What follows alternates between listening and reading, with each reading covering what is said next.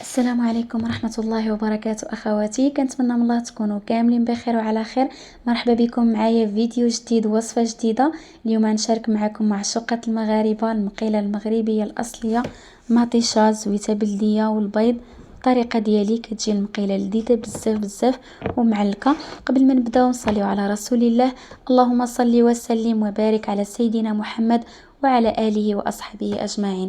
كيف ما كتشوفوا معايا هنا احتاجيت 3 الحبات ديال المطيشه اللي قطعتهم قطع صغيره جدا. يمكن لكم تحكوها في الحكاكه حتى هي مزيانه. هنا خديت شويه ديال البقدونس وشويه ديال القزبر اللي قطعتهم كيف ما كتشوفوا في الفيديو.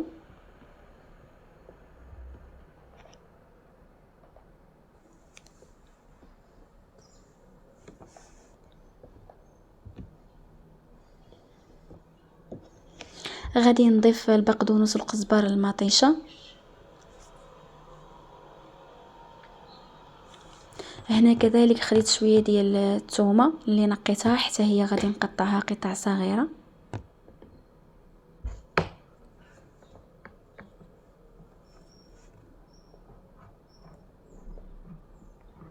غنضيفها حتى هي على المطيشه والبقدونس والقزبر. التوابل عندي هنا معلقه ديال الكمون، معلقه ديال التحميره،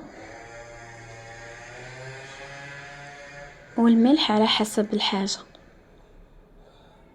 وزويته بلديه. حطيتها هنايا على البوطه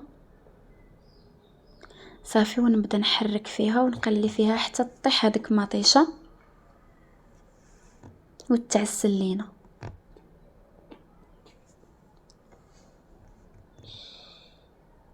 هنا غادي نخلي مطيشه طيب وندوز نقاد البيض. هنا غادي نحتاج 6 ديال البيضات، 3 غادي نحتاجهم دابا و3 غادي نقول لكم اش غادي نعمل بهم.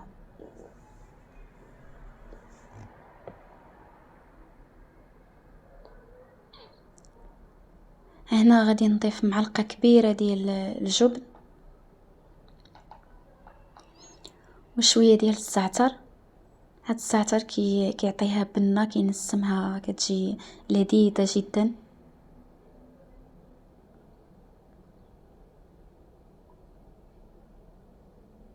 وهنا غادي نضيف هاد 3 د البيضات اللي عملتهم بوحدهم.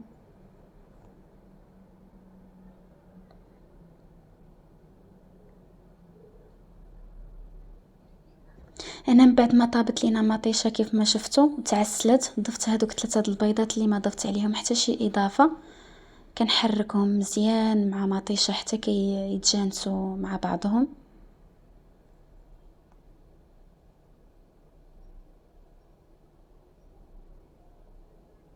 راه كلشي كيعرف يعمل هاد المقيله، غير كل واحد والطريقه ديالو. هنا من بعد ما حركت وتجانست ليا مطيشه مع البيض، غادي نضيف هذاك البيض اللي عملت مع الزعتر والجبن من الفوق بهذه الطريقه كيف ما كتشوفوا.